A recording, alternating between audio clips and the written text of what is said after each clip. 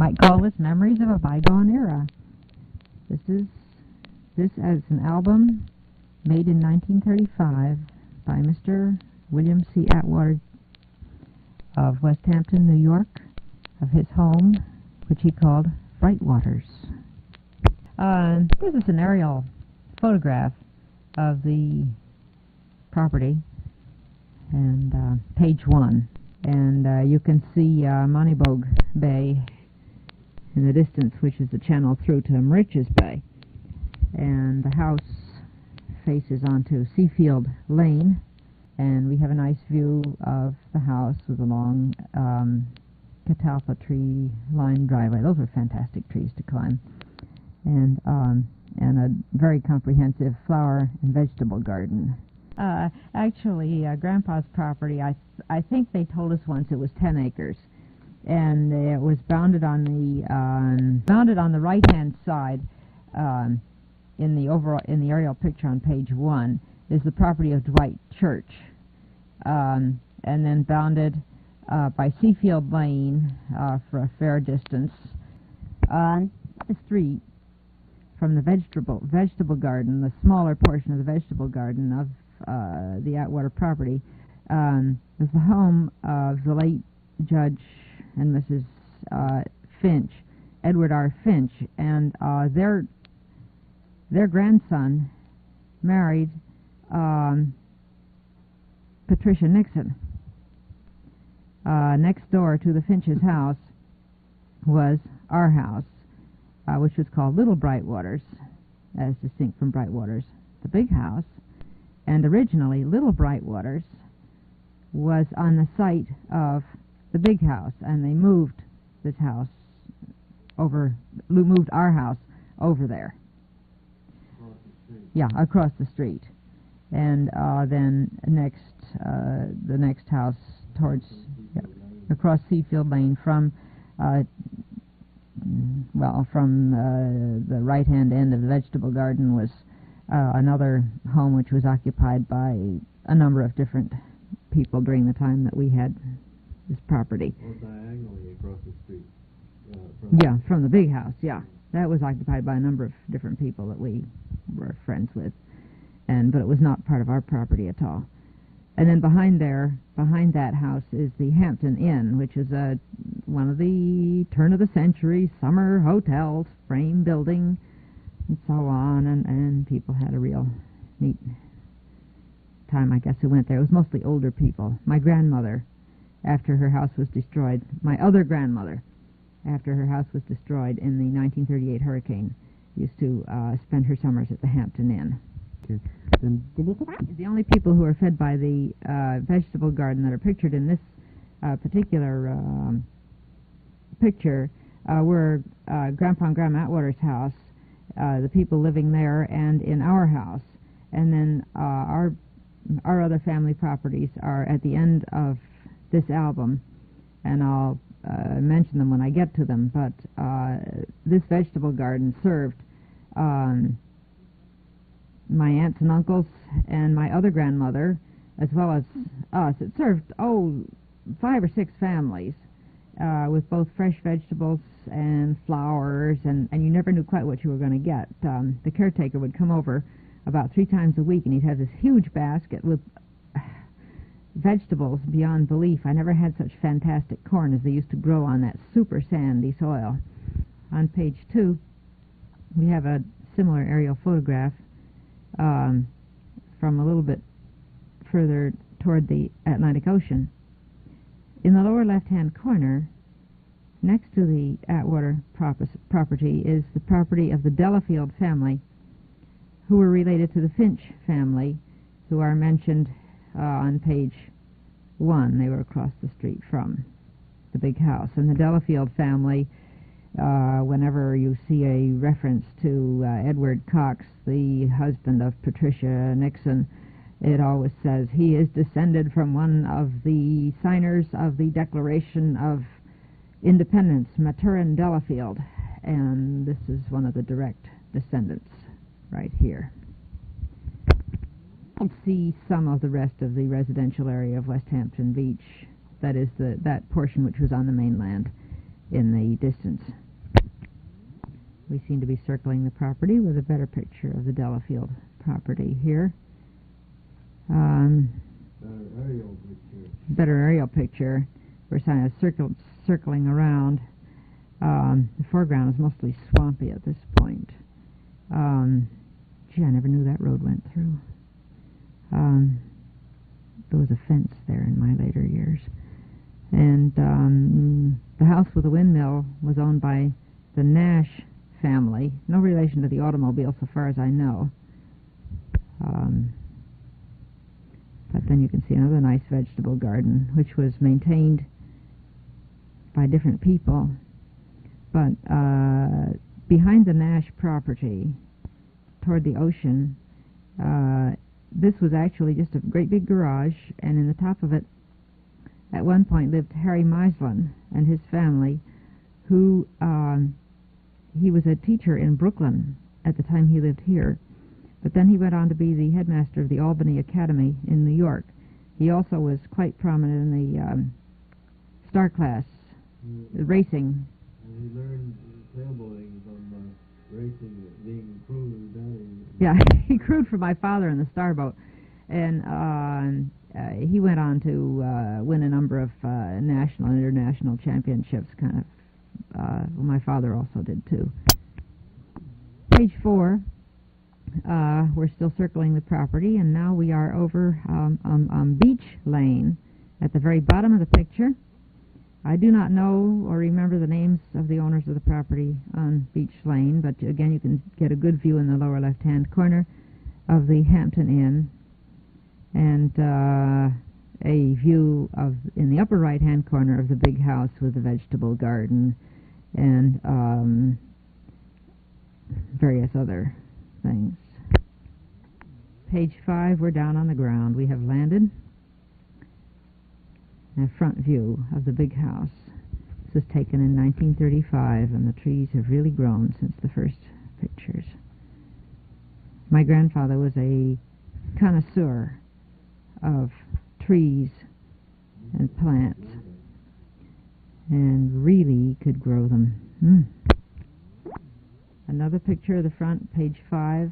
No, we're on page 6 now, of the big house with the beautiful floral borders on the right-hand side that used to be put in every year. Page 7 with Grandpa on the front lawn. You'll notice at the base of the flagpole a cannon, and every 4th of July was the occasion of a huge family reunion, because it was not only Grandpa Atwater's birthday, as well as being the birthday of one United States of America. And we would get firecrackers and put them in that cannon and shoot them. And my family wouldn't ever allow us kids to do it, but all my cousins would do it, and we would be warned to stay back and all this business. The kids would have a blast with that cannon. And on the 4th of July, Grandpa Atwater had a long pennant, red, white, and blue, which he would fly above the American flag on the flagpole. And man, those were quite some parties. I don't think that Bill and I ever really knew what went on, because we were among the youngest of the grandchildren. Page 8. Grandpa and Grandma Atwater on the porch that looks out over Aspatic Creek. And one of the happy things I remember about this was the wind chimes that used to hang from the roof. And it isn't really a roof, it's just sort of a wooden framework, and it had all wisteria vines growing on it. And it made a perfectly, solid, shady, solid shade. And Grandma Atwater had all these wind chimes, and there always a breeze there, and they could hear the chime of the wind chimes, and it was lovely.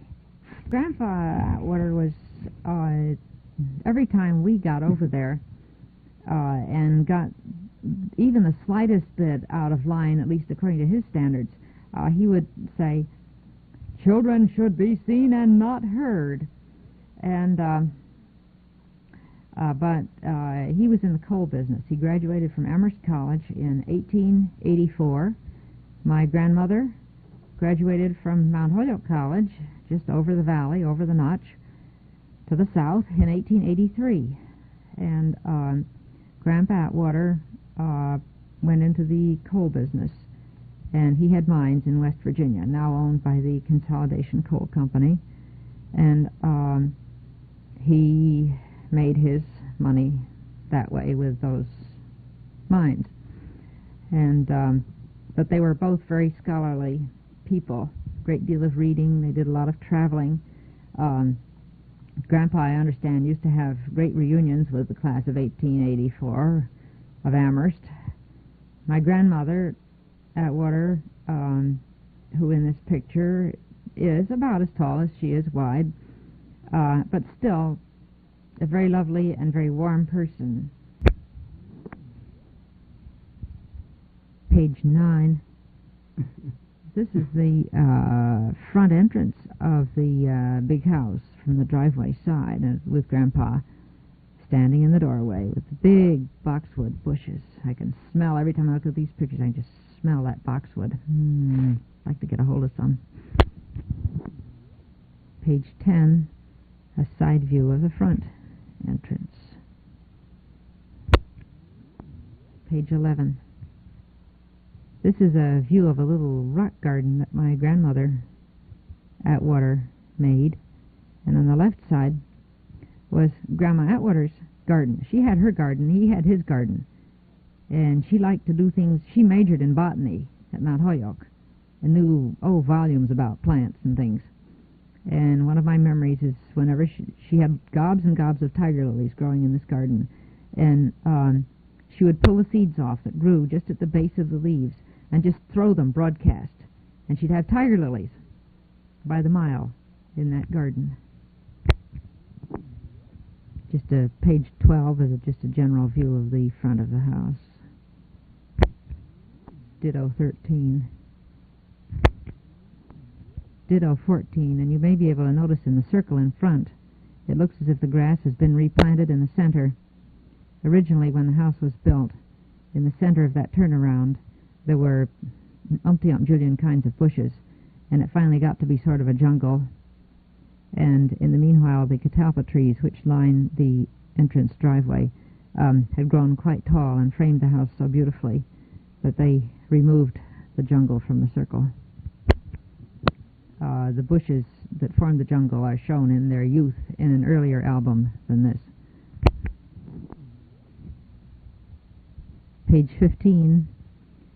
Now we have the view of the big house from the water side of it, with Grandpa Atwater and my cousin, Janet Atwater, who is a couple of years older than I am.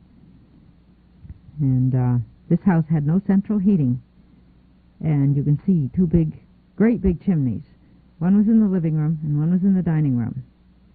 And the one in the dining room also vented this tremendous iron stove in the kitchen. But believe it or not, Grandma ran that house with only 3 in help, and she had more guests and company. You never knew what was going on over there. This house, the architects for this house were McKim, Mead, and White, who were New York's most prominent architects in the early part of the 1900s. The house is entirely of frame construction, and an album exists upstairs in the attic which shows the big house in various stages of its construction. McKim, Mead, and White, however, I suppose used the best plumbing techniques of their time, but the plumbing in that house was pretty rotten, and it was sort of a plumber's nightmare, that house. Somebody the other day asked how many bedrooms this house had, and we guessed maybe 8 or 9 bedrooms, plus servants' quarters, which we think were over the boathouse end of the house, possibly also over the end opposite from the boathouse because of the 3 windows in the end. The boathouse is a small structure you see to the right there, and we'll get to a closer-up picture of it. But I hope this house still exists, because it was a remarkable landmark, and people used to drive by the property slowly just to see the flowers in the gardens and things like this in the days when you drove for leisure. Page 17 is Grandpa with my cousin Janet Atwater and my aunt Marjorie Atwater, the wife of John Atwater, Grandpa Atwater's second son. Page 18 is the east porch of the house, and I think this was supposed to be the main porch of the house, but it was exposed on three sides, and there was always such a breeze that you couldn't everything blew off of there, and it faces a tennis court. The floor is made of brick, laid in an interesting design.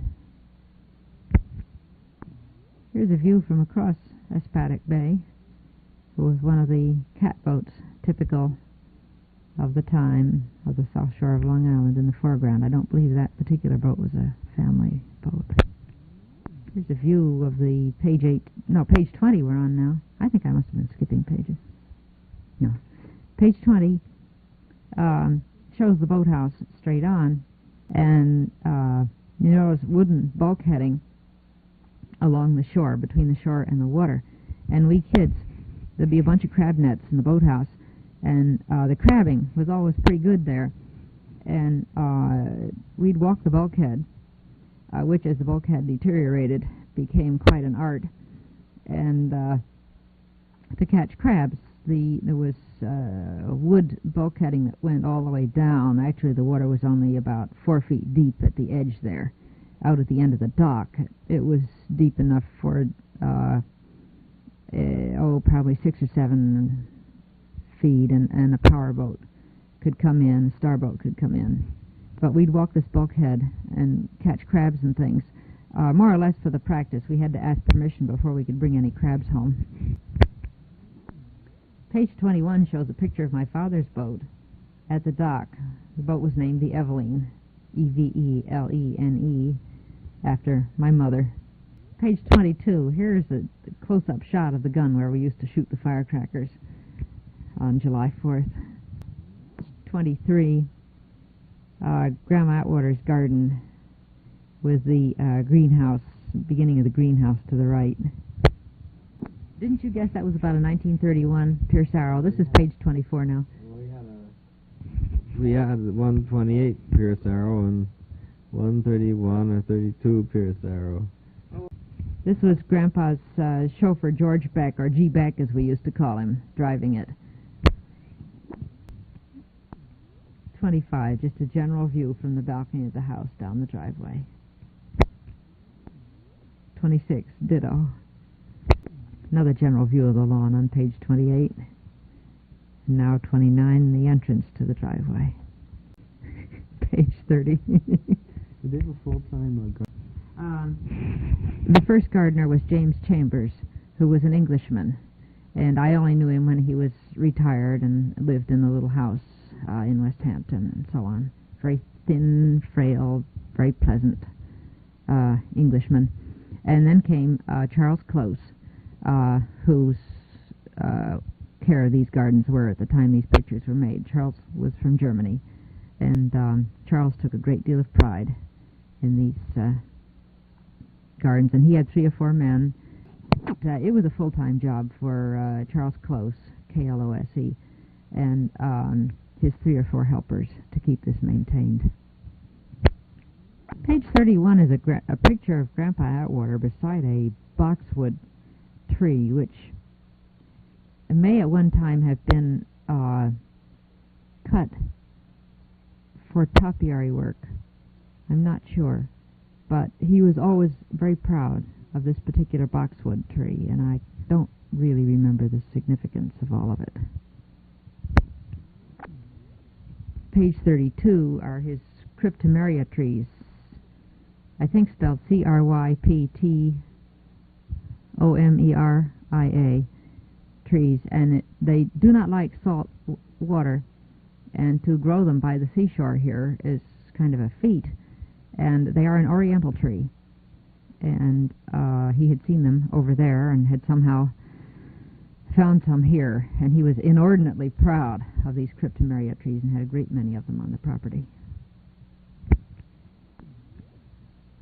33 has a little kind of a archway with wisteria and maybe clematis growing in it, and in where you can't see on either side there were wooden benches, and we kids used to like to sit in there. It was kind of pleasant and cool, and Grandma would sit in it, and it was real pleasant. And there were a lot of herbs in this particular portion of the garden in here. 34, more garden, always bounded with boxwood hedge. Dahlias were a big specialty.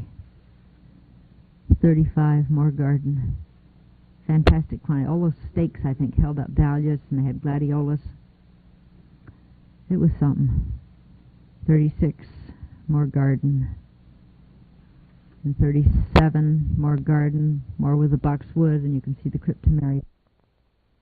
Page 47 was our house, Little Brightwaters, which is the one that originally stood on the property where the big house was built. This was moved from the location of the big house.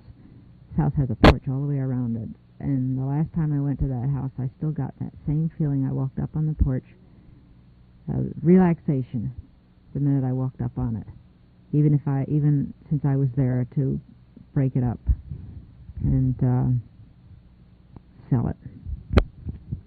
But this house also had what should I call it? This was a plumber's nightmare too, and at the end there was only one plumber in Westhampton who would work on this house, and he had retired, and this was the only house he would work on because he was the only one who could make this plumbing work. But really it was a very comfortable house, and it was about an acre of land, and we always had a croquet set out front and could have a lot of fun. On page 48 is the picture of the first home that my grandparents had. This is on Main Street, Westhampton Beach, and not far from the Country Club. And they lived in this house while the big house was being built. Later, it became the home of the village offices, and still later, it was the first home of the Episcopal Church in Westhampton Beach. And then it became a kind of a community center, and during World War I, the women would sit and do, knit and all this kind of stuff for the boys overseas and things. Page 49 is Bayfield, which was over the other side of Westhampton Beach, still on the mainland, and that was the summer home of my Uncle John and Aunt Marjorie Atwater. Page 50, Green Pastures, which was generally rented out right next door to on the ocean side of Bayfield. This is Bungadoon, which was the summer home of my aunt and uncle, Mr. and Mrs. George Olds. This house was lost in the 1937 hurricane. 38 hurricane, excuse me. This home was it faced the ocean. It was on the spit of land between Quantock Bay behind the house and the Atlantic Ocean. And the Atlantic Ocean made a cut right through to the bay during the course of the hurricane. And I don't believe anything of the house was ever found. It was unoccupied at the time of the hurricane. This was a later summer home of my aunt and uncle, Mr. and Mrs. John Atwater. And this was over on what we used to call Oneck, O-N-E-C-K Point. And this faced on Moriches Bay. And this house was also lost in the 1938 hurricane. When we came back after the 38 hurricane to see the damage, this house was standing on its two chimneys and the staircase. And my mother about flipped, but we kids went up the staircase to the second floor. Yes, it was shaky. And prowled around. Behind, you can see through the portico, the home there of Judge Harold R. Medina, and it was his summer home, and he was the judge who presided. He later became a federal judge and presided over the communist spy trials in the early 1950s in the New York City appellate court. And also, way long before this, he was one of my father's instructors in law school. Page 53 is my grandmother Foster's house. This looks out onto Moriches Bay, and it was completely taken by the 1938 hurricane. My grandmother was in residence at the time. She had company. They were having lunch. They looked out the window. All the water's gone out of the bay. And she consulted with Joe and the guests and so on. They decided, well, maybe they better get out of here. The wind was pretty high and so on. So Joe got out the car and they drove to the right along the road that you see in the front. They drove over the golf course. And they had to drive inland over the golf course because the road became flooded. The water came back into the bay at a tremendous rate. And they drove over the middle of the golf course and went to my grandparent Atwater's house, which was on higher land, and stayed the hurricane there. But when we came down to Westhampton that Saturday, I forgot what day the hurricane happened, we only found one room of Grandma's house, and it had been looted. An awful lot of looting had gone on, and my grandmother was only able to save the one piece of jewelry she was wearing, period. Page 54 is the Westhampton Country Club, which is another piece of family property. Organized by Grandfather Atwater. And had, must have been about 12 or 15 tennis courts, clay tennis courts, which was sort of remarkable for the time. Here are some of the tees of the golf course. These pictures through page 59 are various tees and greens on the golf course. Page 60 is the Westhampton Bathing Station, as it was known at that time. This is another family property, and it had a real neat pool. Oh man, that was a saltwater pool. And the 1938 hurricane took this structure out also. This was on the ocean, the spit of land between the ocean and the bay. And since then, there have been two successor beach clubs that I know of. The successor to this one was also washed out by a hurricane, and there's been another one since. So there's been, well, we're up to 2 beach clubs since this one, on this one spot, with the same pool, which was repairable. Page 61 is a picture of the beach. And of course, since this beach was tremendously long at this time, and with the various hurricanes and storms that have come, this beach now is about 1/3 this width. That is from water's edge to beach club's edge. Well, thus ends